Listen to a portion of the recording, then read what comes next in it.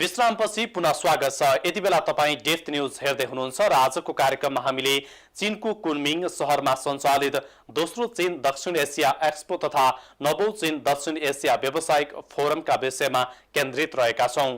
मेलाले देशका सबै व्यवसायीहरूलाई उत्साहित बनाएको छ। विशेषतः अन्तर्राष्ट्रिय पहुँच विस्तारमा सहयोग पुर्याएकोमा व्यवसायीहरू बढी खुसी देखिएका छन्। नेपाल उद्योग वाणिज्य महासंघ र महासंघ अन्तर्गतका सहभागी व्यवसायीहरूले सो मेलामा भाग लिएर कस्तो महसुस गरे त? अबको क्रममा मेलामा सहभागी नेपाली व्यवसायीहरूको भनाइ राख्दैछौं।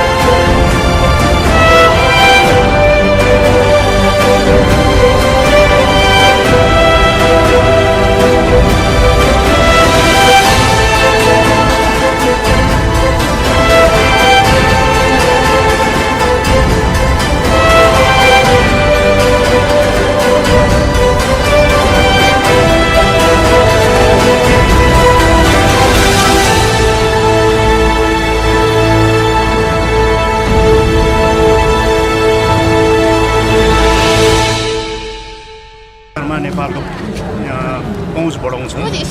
यसमा एउटा 21वटा मुलुकले भाग लिएको छ र आफ्ना मतलब वस्तुहरू बाहिर पस्किने, आफ्नो वस्तुको प्रचार गर्ने, आफ्नो वस्तुलाई गुणस्तर कायम गरिकन हाम्रो सामान यसरी जान्छ भन्ने कुरा प्रदर्शन गर्ने एउटा काम गर्छ। अनि दोस्रो कुरा, यसमा हामीले एउटा नेपाल पेभिलियन सँगसँगै त्यहाँ एउटा कल्चर र क्राफ्ट्सम्यानसिप लिएको छ। नेपालमा कसरी मतलब क्राफ्ट्सम्यानसिपको विकास भएको छ, कसरी बन्छ भन्ने कुरा देखाउँछ यसले गर्दाखेरिमा नेपाली वस्तुको लागि चाइना मात्र होइन कि 21वटा मुलुक पनि आएको हुँदाखेरि त्यसमा नि पहुँच बढाउन मद्दत गर्छ र पछाडि मेला आधालाई मात्र होइन, पछाडिले पनि अर्डर पाउनको लागि हाम्रो प्रोडक्ट्सहरू बाहिर निकासी गर्नको लागि थाई किसिमबाट काम गर्न मद्दत गर्छ जस्तो मलाई लाग्छ। र योले गर्दाखेरि मेलाको पहुँचले गर्दाखेरि अन्तर्राष्ट्रिय क्षेत्रमा पनि नेपालको जो ह्यान्डिक्राफ्ट छ, पश्मिना वस्तुहरू छ, नेपालको ट्रेडिसनल वस्तुहरू छ, यसले चाहिँ मार्केट पाउँछ भन्ने मलाई विश्वास छ। नेपालमा काम गर्ने वातावरणहरू अथवा कस्ट हुनुपर्छ र एउटा त्यो हुन सक्यो भनेदेखि चाहिँ नेपालमा पनि जुन किसिमबाट चाइनाले धेरै मात्रामा नजिकबाट हेरेको छ, एउटा हाइड्रो पावर भयो, इन्फ्रास्ट्रक्चर डेभलपमेन्ट भयो, पूर्वाधार विकासमा र अरू उत्पादन क्षेत्रमा पनि आउन सक्छ नआउने होइन, त्यो चाहिँ स्वागतको कुरा हो। त्यो मेलाले गर्दाखेरि यसको पहुँच अझ बढाएर लान्छ। नेपालले आफ्नो सामानहरू प्रदर्शन गर्न पाएको छ। हाम्रो करिब 60वटा स्टल एजेन्सीको तर्फबाट मात्रै र हामी आफ्ना हस्तकलाका सामानहरू, त्यसका अलावा अरू सामानहरू पनि प्रदर्शन गर्न पाएका छौँ र त्यसले गर्दाखेरि हाम्रो कल्चर, हामी कहाँ टुरिज्म बढ्ने सम्भावना पनि हुन्छ र हामी आफ्नो सामानहरू यहाँ बेच्न सक्छौँ र नेपालको व्यापार घाटालाई यसबाट केही हदसम्म कम गर्न सकिन्छ भन्ने विश्वास लिएको छु। चाइना र साउथ एसियाका मुलुकहरूको यहाँ सहभागिता जनाउँछ र सबैले आफ्ना सामानहरू प्रदर्शन गर्न मौका पाएको छ र यसले दुई कन्ट्रीको, दुई देशको बिचको वा अन्य मुलुकहरूसँग बिचको व्यापारलाई नजिकसँग चिन्ने, जान्ने र व्यापार गर्ने मौका पाउँछ। यसले गर्दाखेरि नेपालका व्यवसायीहरूलाई नेपालको विकास, आर्थिक विकासको लागि, नेपालको आर्थिक विकासको लागि यस्तै सहभागिताबाट चाहिँ हामीले सिक्ने हो। नेपाली उद्योगी व्यवसायीहरूले सिक्नु नसकेको कुराहरू यहाँ सिक्ने र नेपालमा यसलाई चाहिँ यो बिजनेसलाई बढाउनको लागि चाहिँ यो सहभागिताको आवश्यकता पर्यो वास्तवमा। यहाँ आएर जुन व्यापार गर्छ जस्तो अहिले हेर्नु न, एउटा स्टलमा 30-40 हजार व्यक्तिहरूले स्टल हाम्रो निरीक्षण गर्न आउँछ भनेपछि हाम्रो व्यापार त बढ्यो। अनि यहाँको कल्चर सिक्छ हाम्रो साथीहरूले, जुन यहाँ आएर जुन त्यो कल्चरलाई चाहिँ कसरी चाहिँ यो व्यापारिक कल्चर कसरी अगाडि बढाउन सकिन्छ, आफ्नो देशमा पनि त्यही प्रकारले त्यो व्यापारलाई अगाडि बढाउने प्रयास गर्छ र विदेश अरू ठाउँ पनि लगाउनलाई उनीहरूले चाहिँ प्रोत्साहित हुन्छ। यो यस किसिमबाट चाहिँ हाम्रो नेपाली कल्चरहरूलाई चाहिँ अर्को विदेशहरूमा लगेर चाहिँ यो अगाडि बढाउने र आफ्नो व्यापार बढाउने उद्देश्य हो वास्तवमा हाम्रो नेपाल उद्योग वाणिज्य महासंघ। अहिले के छ भने चाइनिज इन्भेस्टरहरूलाई चाहिँ आकर्षण गर्ने हाम्रो उद्देश्य हो। अब यिनीहरूले के छ भने हाम्रो चाहिँ स्पेसिफिक चाहिँ लाइन अफ एक्सन कस्तो छ भने तपाईँलाई भन्नु पर्यटनमा भयो, जस्तो तपाईँलाई अहिले कृषिमा पनि अहिले हामीले चाहिँ यिनलाई सहभागिता गराउने प्रयास गर्दैछौँ जस्तो आज हामीले देख्यौँ। अब जलस्रोतमा अब सहभागिता पनि यिनीहरूको चाहिँ 3वटा क्षेत्रमा जुन हाम्रो क्षेत्र एकदम प्रिभिलेज क्षेत्र छ त्यसमा यिनीहरूलाई सहभागिता गराउनुको लागि हामीले चाहिँ प्रयास गरि नै रहेका छौँ। सरकार पनि यसमा लागेको छ र अहिले भर्खरै भएका हाम्रा जुन वर्कसपहरू भनौँ बिजनेस फोरमहरू त्यसमा पनि हामीले चाहिँ चाइनिज इन्टरप्रेनरहरूलाई चाहिँ हामीले नेपाल डाकेका छौँ र मलाई लाग्छ उनीहरू चाहिँ उहाँहरू चाहिँ अब नेपालप्रति आकर्षित भएको हामीले देखेका छौँ। मेला महोत्सवले व्यवसाय प्रवर्धन गर्ने कार्य नै गर्छ। विशेष त हामीले जस्तो निकासजन्य उत्पादन हुने ठाउँ अझ त्यसमाथि पनि ललितपुरको नाताले भन्नुपर्दाखेरि ललितपुर जो हस्तकलासँग परिचित जिल्ला हो त्यसबाट उत्पादित सामानहरू यस्ता मेला महोत्सवले निश्चित रूपमा हाम्रो व्यवसाय प्रवर्धनमा मद्दत गर्छ। हाम्रो उत्पादन भने नै निकासजन्य उत्पादन हो, त्यही कारणले पनि त्यसको प्रवर्धनको लागि पनि कुनमिन लगायत अहिले चाइना एउटा ठुलो बजारको रूपमा रहेको छ। त्यसमा पनि यो कुनमिङको युनान ब्रान्डले विशेष त एसिया साउथ एसियालाई चाहिँ जुन हिसाबले फोकस गरेर चाहिँ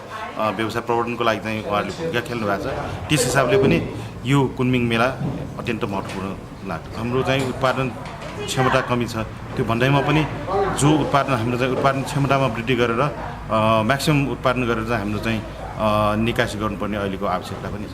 कुनमिङको मेला एकदम ठुलो मेला रहेछ। मेरो पनि पहिलो भिजिट हो यहाँ। यो मेलामा नेपाली व्यापारीहरूले धेरै मौकाको फाइदा उठाउन सक्ने रहेछ किनभने यहाँ लाखौँ कस्टमरहरू आउने रहेछ जसले गर्दा नेपालको प्रडक्टहरूलाई यहाँ प्रचार प्रसार गर्न र अर्डरको लागि धेरै राम्रो मौका हो जसले गर्दा नेपालको आर्थिक विकासमा पनि यसले सहयोग पुग्छ भन्ने मलाई लाग्छ। नेपाल भन्ने पनि थाहा नपाएको मान्छेहरू पनि हुन्छ तर यहाँ अब नेपालको वस्तुहरू र नेपालको मतलब अब यसपालि हाम्रो टिम पाइपलाइन भएको कारणले गर्दा नेपालको प्रचार प्रसार धेरै हुन्छ जस्तो मलाई लाग्छ जसले गर्दा नेपाल पनि छ र नेपालमा लगानीको अवसर छ भनेर भन्ने यसले देखाउँछ र त्यसको लागि त्यस कारणले पनि नेपालमा लगानी आउँछ। मेला महोत्सव ट्रेड फेयरले नेपाललाई पनि एउटा राष्ट्रियको साथसाथमा अन्तर्राष्ट्रियमा चिनाउन सक्नेछ।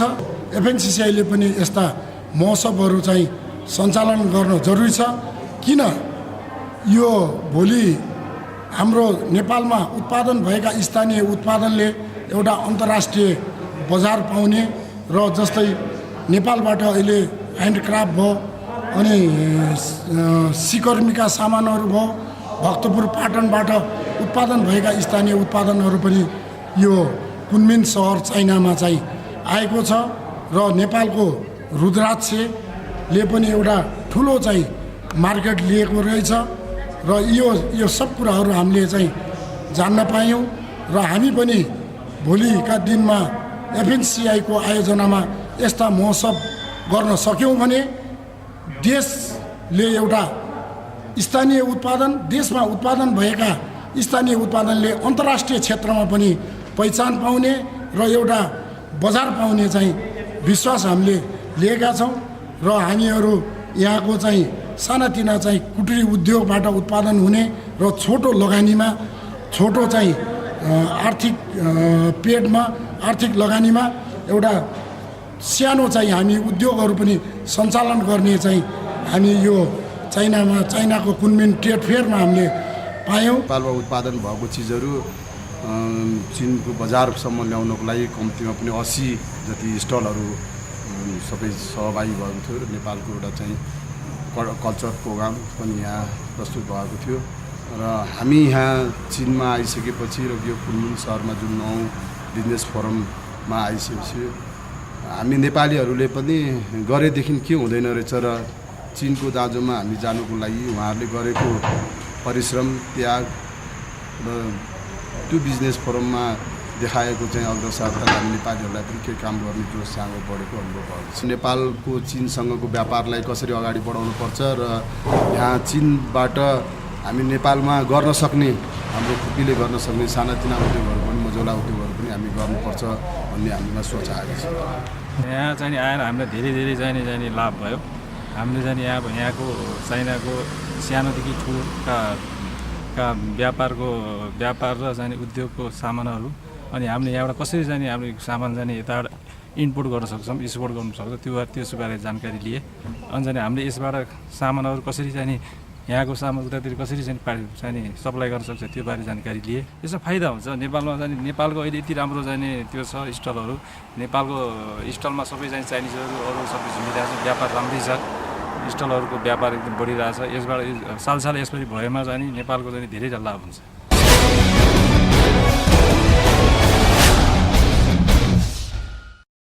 हो, नेपालको आर्थिक विकासमा वैदेशिक लगानी आकर्षित गर्नै पर्छ अनि यहाँको आर्थिक तथा व्यावसायिक विस्तारमा जोड दिनै पर्छ। त्यस्तै नेपाल र यहाँका उत्पादनलाई अन्तर्राष्ट्रिय पहुँच बढाउने काम सरकार र उद्यमी तथा व्यावसायिक तहबाट हुनै पर्छ। हस्त आजको डेप्थ न्यूजको यो श्रृङ्खलाबाट हामी सबै बिदा भयौँ। माउन्टेन टेलिभिजन हेर्दै गर्नुहोला। नमस्ते।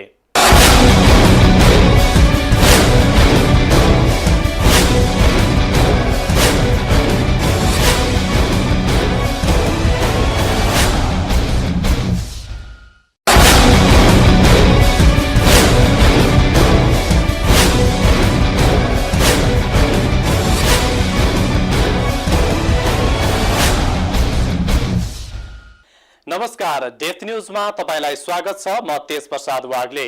समसामयिक विषयको उजागर र त्यसको यथार्थ हो डेप्थ न्यूज। दर्शकवृन्द, मेला महोत्सवले वस्तु र सेवा तथा व्यापार व्यवसायको प्रवर्धन गर्ने गर्छ। अझ विदेशमा हुने मेला महोत्सवले व्यापार व्यवसायको पहुँच विस्तारका साथै मुलुकलाई अन्तर्राष्ट्रिय स्तरमा चिनाउन समेत मद्दत गर्ने गर्छ। नेपाली कला संस्कृति र नेपाली मौलिकतालाई अन्तर्राष्ट्रिय स्तरमा पुर्याउन यस्ता मेला महोत्सवले मद्दत पुर्याउने गर्छ। यस्तै चीन तथा दक्षिण पूर्व एसियाली देशहरूको सहभागितामा चीनको कुनमिङ शहरमा सञ्चालित दोस्रो चीन दक्षिण एसियाली एक्सपोले नेपाली वस्तु सेवा र संस्कृतिलाई अन्तर्राष्ट्रिय स्तरमा चिनाउने अवसर दिलाएको छ। यही प्रसङ्ग आजको डेप्थ न्यूजमा।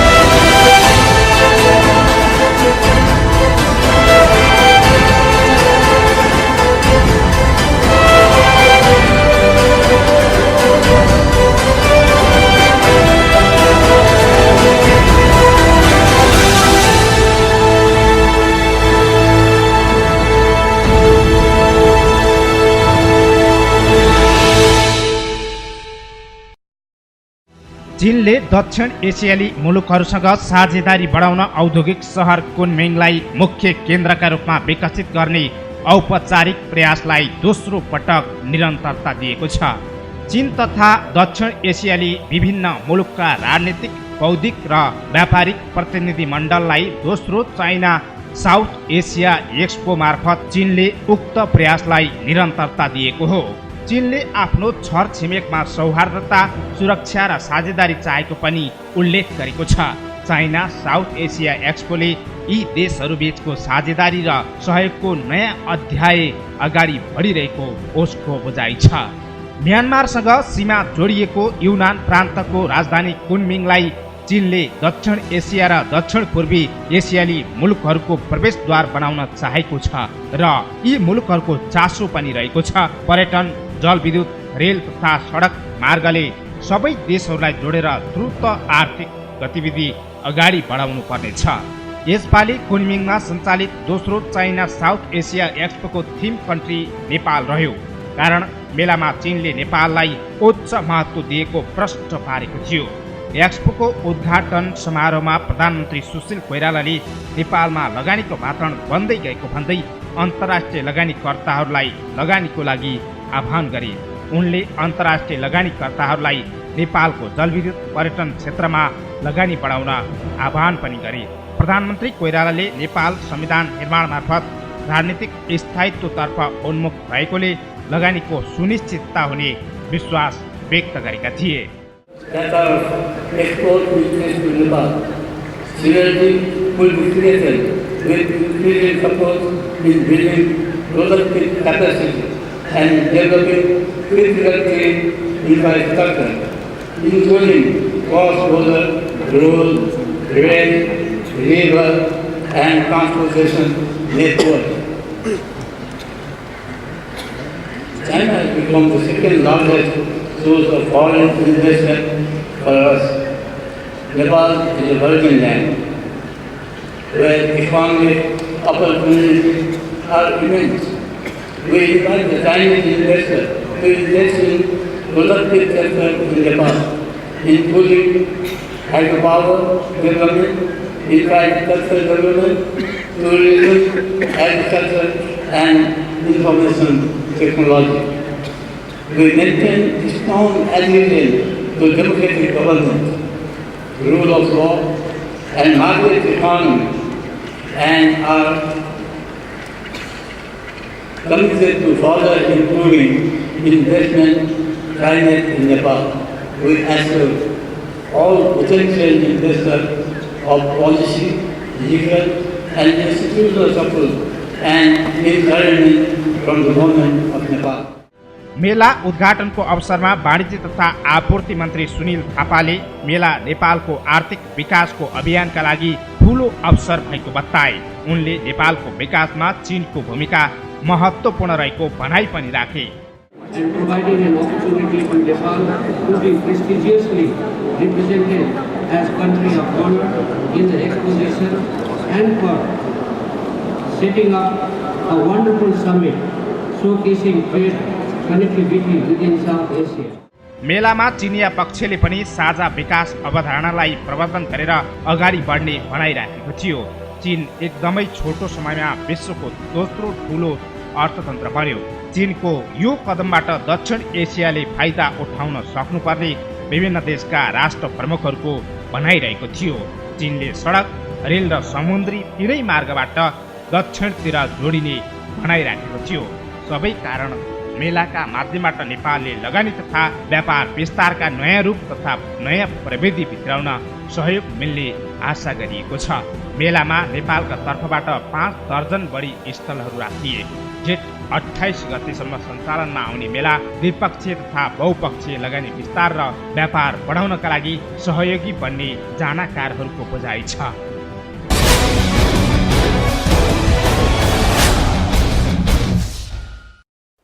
उक्त मेलाको अवसरमा नेपालको सम्भाव्य क्षेत्रमा लगानी बढाउन विदेशी लगानीकर्ताहरूलाई आह्वान गरिएको थियो।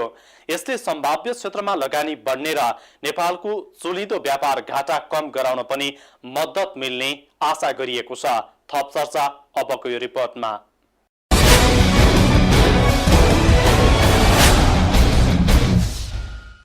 चीनको युनान प्रान्तको कुनमिङ सहरमा आयोजित दोस्रो चीन दक्षिण एसिया मेला वस्तु तथा सेवा प्रवर्धनमा मात्र सीमित भएन।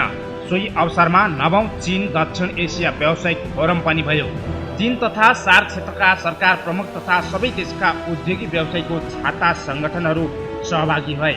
सहभागी सबैको एकै स्वर रहेको थियो कि चीन र सार्क क्षेत्रको आर्थिक तथा व्यापारिक प्रवर्धन तथा समग्र आर्थिक उन्नतिका लागि भिसा सरलीकरण, पूर्वाधार निर्माण लगायत विषयमा प्रमुख प्राथमिकता दिनैपर्छ। दक्षिण एसियाली राष्ट्रहरू बीचको समन्वय र चीनको विकास रणनीतिबीच तादम्यता मिलाएर यस क्षेत्रको आर्थिक उन्नतिमा लाग्नै पर्नेछ। एकले अर्काको गुणगान गाएर मात्र हुँदैन, वास्तविक आर्थिक विकासको खाका अगाडि बढाउनै पर्नेछ। पूर्वाधार विकास, कृषि, पर्यटन, जलविद्युत लगायत विषयको विकासमा सबैले साझा रूपमा जोड दिनै पर्छ। In regard to service industry, Nepal being landlocked country, services are one sector which there is advantage. Nepal has a vibrant young ICT entrepreneurs and software professionals who are already working as business process outsourcing, call centers, programming, digital designs, animations, movies, to name a few. China has both expertise in hardware and software. Nepal has the advantage of English and language skill, low cost of hiring high quality ICT professionals, sound base of ICT regions, good ICT infrastructure, connectivity, and so on. In regard to trade, China is a major trading partner of Nepal, but Nepal has huge trade deficit. We are grateful that Chinese government has introduced zero traffic facilities on 77,786 Nepalese products. These facilities need to be utilized fully from both sides to decrease the trade deficit. For trade between China and South Asia to be sustainable, we need to focus on the trade facilitation environment, such as trade facilitating infrastructure, cross-border highways, modernization of custom points, mutual recognition of quality standards, etc. South Asia will indeed benefit from the experience of China in economic development. Harmonizations of South Asian countries and China's development strategies who have better synergy effects will certainly contribute to the economic development of this region and modernizations of China-South Asia cooperations. We have been suggesting in previous forums that there is need of CCPIT and SAARC country chambers taking lead in conducting a study for economic cooperations between South Asia and China, in developing a strong linkage in mutual investment, mutual tourism and service sector development, shared development of new energy, infrastructure and trade enhancement between China and South Asia. I would like to welcome all to visit the Nepalese theme pavilion to know better about Nepal, its culture, people, business, products and services, and Nepalese goods as well as goods from other South Asian countries, all at the China-South Asia Expo. चिनिया rail सेवा नेपाल भएर अन्य दक्षिण एसियाली मुलुकहरूसँग जोड्न सकिने ठूलो सम्भावना रहेको छ। यसबीच विशाल अर्थतन्त्रलाई एकाकार गर्नेछ। त्यस्तै द्विपक्षीय तथा बहुपक्षीय व्यापार विस्तार, पर्यटन प्रवर्धन तथा आपसी सम्बन्ध विस्तारमा जोड दिनै पर्छ। चीन र दक्षिण एसियाले संयुक्त लगानी प्रवर्धन, बौद्धिक वर्ग, निजी उद्यमी व्यवसायी र आम जनताको सहज आवत जावत चाहन गर्न आवश्यक छ। कार्यक्रममा लगानीका लागि नेपालमा अधिकतम सम्भावना रहेको भन्दै नेपाली उद्यमी व्यवसायीले नेपाल दक्षिण एसिया र चीनलाई जोड्ने माध्यम हुन सक्ने भनाइ जोडका साथ राखेका थिए। नेपालमा तुलनात्मक लाभका क्षेत्र र लगानीका लागि जलविद्युत, पर्यटन, सेवा क्षेत्रमा लगानी गर्न चीन तथा दक्षिण एसियाली लगानीकर्ताहरूलाई नेपाली व्यवसायीले आग्रह गरे। Nepal has thousands of rivers and rivulets. These rivers and rivulets take water down south, making them capable of generating energy to feed the growing energy demand of the South Asia, where we have to focus, we have to invest more. Nepal has different tourism packages as trekking, rafting, adventure, culture, agritourism, pilgrimage, yoga, and so many. Similarly, there is memorable conference and conventions which could be done in Nepal on better climate and atmosphere. So I hereby sincerely request, invite to all concerned to visit once Nepal and feel the differences in your real life and get success.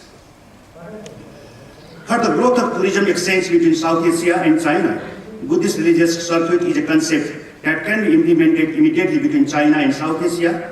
Buddhist pilgrimage sites are found in all 8 South Asian countries and China.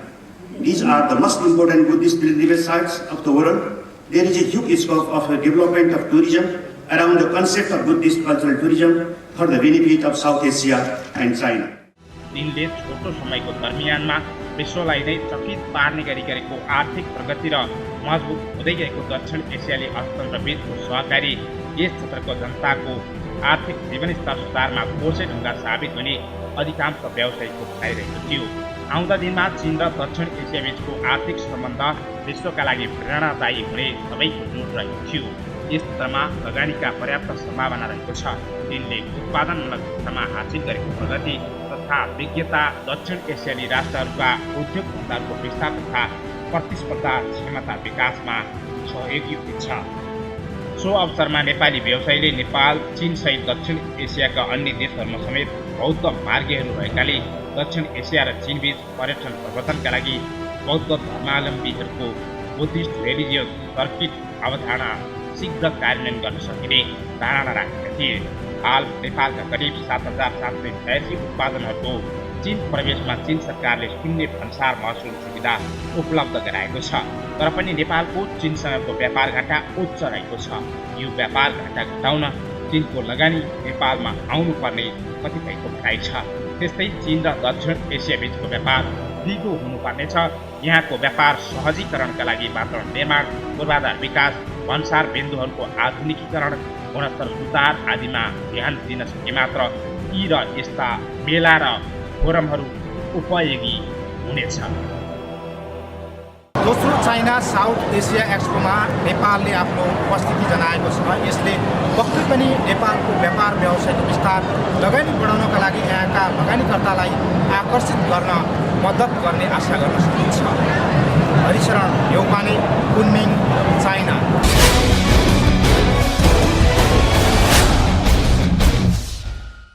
उक्त मेलामा सहभागीहरूको जोड रहेको छ कि यो क्षेत्रको आर्थिक विकासमा सबैभन्दा पहिले पूर्वाधार विकासमा प्राथमिकता दिनुपर्छ। त्यस्तै एक देशबाट अर्को देशमा आवाजावत गर्न सहजता हुनुपर्छ र संयुक्त लगानी सहकार्यमा जोड दिनुपर्छ। थप चर्चाका साथ उपस्थित हुनेछौँ एकैछिनको विश्रामपछि।